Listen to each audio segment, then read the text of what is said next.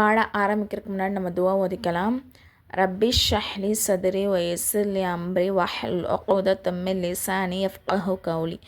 ரப்பி ஜித்னி இல்மா ரப்பி ஜித்னி இல்மா ரப்பி ஜித்னி இல்மா. இப்போ குரானில் சில எழுத்துக்கள் வந்து எழுதியிருப்பாங்க, ஆனால் வந்து உச்சரிக்கும் போது அதை வந்து சொல்லக்கூடாது. சரிங்களா? இப்போ வந்து இதை நம்ம எப்படி உச்சரிக்கிறது?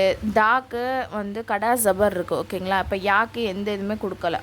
அப்போ நம்ம என்ன பண்ணணும்னா இந்த யாவை வந்து விட்டுறணும். அப்போ தா அப்படி தான் சொல்லணும். ஆனால் எழுதும் போது என்ன பண்ணணும், இந்த யாவையும் சேர்த்து தான் எழுதியிருப்பாங்க.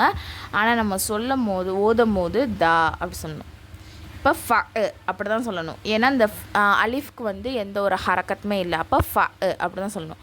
அதை விட்டு நம்ம அப்படின்னு நம்ம நீட்டிடக்கூடாது, ஓகேவா? ஹரக்கத்து இல்லாதனால அதை கட் பண்ணிடுறோம். அப்போ எப்படி ஓதணும்?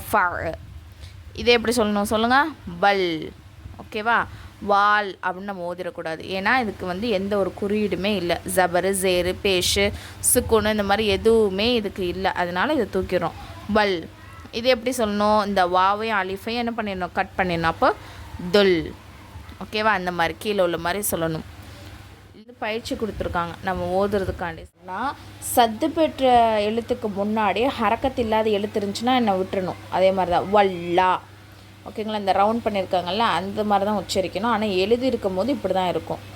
பில்லா, கத்தி, ஃபிஸ்ஸி, ஓகேவா? வஸ்ஸ, லுர்ர, வஸ்ஸா, வல்ல, ஓகேவா?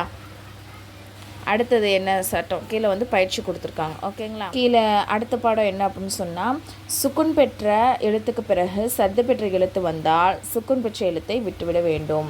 இப்போ வந்து சுக்குன் பெற்ற எழுத்துக்கு அப்புறம் சத்து பெற்ற எழுத்து வந்துச்சுன்னு சொன்னால் அந்த சுக்குன் பெற்றதை விட்டுணும். கிட்ட. அப்போ இங்கே என்ன பண்ணணும்? நம்ம எப்படி சொல்லிடக்கூடாது அப்படின்னு சொன்னால் இதழ அப்படி சொல்லிடக்கூடாது, இல்லை, ஓகேங்களா? இப்போ வந்து குல்றன்னு அந்த லாமையும் என்ன பண்ணக்கூடாது? சேர்க்கக்கூடாது. அப்போ குர்ற, ஜத்து, ஓகேவா? புரிஞ்சிருச்சா? இப்போது கீழே வந்து இந்த நம்ம மேலே சொல்லியிருக்காங்களா அந்த சட்டத்துக்குள்ளே கீழே வந்து உதாரணம் வந்து கொடுத்துருக்காங்க, சரிங்களா? அதை நீங்கள் வந்து சொல்லி பாருங்கள், உங்களுக்கு புரியும். நம்ம வந்து இப்போது சில எழுத்து எழுதப்பட்டிருக்கோம் ஆனால் உச்சரிக்கப்படாத 3 பாயிண்ட் பார்த்தோம். என்ன அப்படி பார்த்தோன்னா, அதாவது எந்த ஹரக்கத்துமே இல்லாமல் இருந்துச்சுன்னா அதை விட்டுறணும். அதே மாதிரி அடுத்த பாயிண்ட் என்னென்னா, சத்து பெற்ற எழுத்துக்கு முன்னாடி எந்த ஹரக்கத்தும் இல்லாமல் இருந்துச்சுன்னா அதையும் விட்டுறணும். அதுக்கப்புறம் சத்து பெற்ற எழுத்துக்கு முன்னாடி சுக்குன் பெற்ற எழுத்து வந்துச்சுன்னா அந்த சுக்குன் பெற்ற எழுத்து என்ன பண்ணிடணும்? விட்டுறணும் அப்படின்னு சொல்லிட்டு படிச்சிருக்கோம், சரிங்களா? இந்த 3 பாயிண்ட்டும் ஞாபகம் வச்சுக்கோங்க. இது ஃப்ரீ முஅல்லமா கோர்ஸ். இது வந்து நம்ம சர்டிஃபிகேட் கொடுத்துருவோம் இன்ஷா அல்லாஹ். இந்த கோர்ஸில் வந்து ஜாயின் பண்ணுறதுக்கு விருப்பம் உள்ளவங்க, அதாவது ஒன்லி லேடிஸ் மட்டும், நான் கீழே டிஸ்கிரிப்ஷனில் டெலகிராம் சேனலோடைய லிங்க் வந்து கொடுக்குறேன். இன்ஷா அல்லாஹ் விருப்பம் உள்ளவங்க மட்டும் அதில் வந்து ஜாயின் பண்ணிக்கோங்க.